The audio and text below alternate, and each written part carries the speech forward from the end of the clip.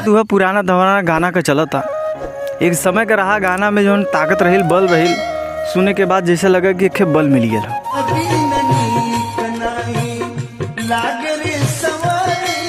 लेकिन आप आज का जौन गाना बा तो ऐसे सुने के बाद लगा कि बस करा कुल नाश हो गया।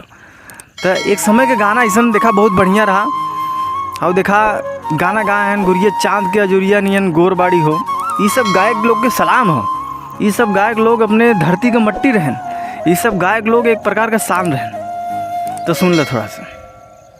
आइल बाटे हमारी दुआरिया हो, चुनरिया में बैठल रोवे चुनरिया हो, चुनरिया में चुनरिया में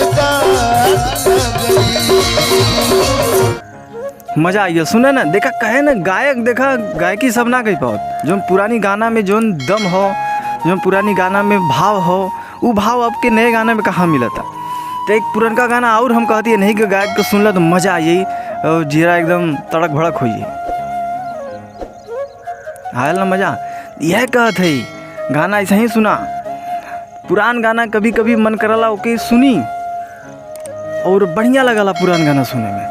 तो हे बदे पुरान गाना आदमी के सुने के चाहिए, काहे कि थोड़ा सा शांति मिलला।